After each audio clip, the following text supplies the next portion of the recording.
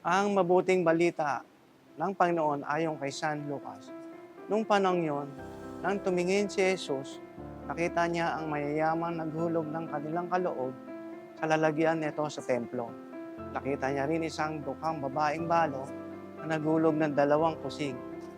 Ang wika ni Jesus, "Sinasabi ko sa inyo, ang dukhang balong yun ay naghulog ng higit kaysa sa kanilang lahat, sapagkat bahagi lang ng di na nila kailangan ang kanilang pinagkaloob.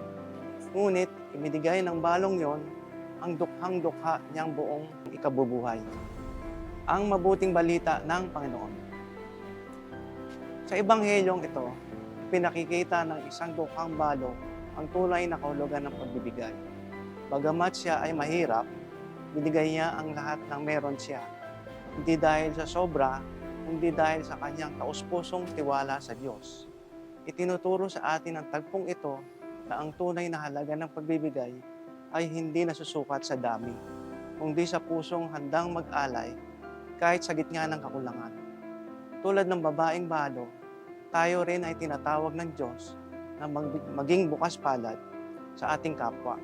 Maaari hindi lagi sa pamamagitan ng salapi, kundi sa oras, malasakit, at kakayanan tumulong sa nangangailangan. Ang pagbibigay ng oras upang makinig, ang pagtuturo ng talento o kasanayan, at ang paglilingkod ng walang hinihintay na kapalit. Ito ang kayamanang tunay na kalugod-lugod sa Diyos.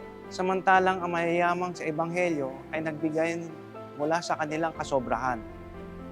Ang babaeng balo ay nagbigay mula sa kanyang kabuuan. Pinapaalala ni Jesus na ang tunay na halaga ng isang kaloob ay nasusukat sa pag-ibig na kasama nito.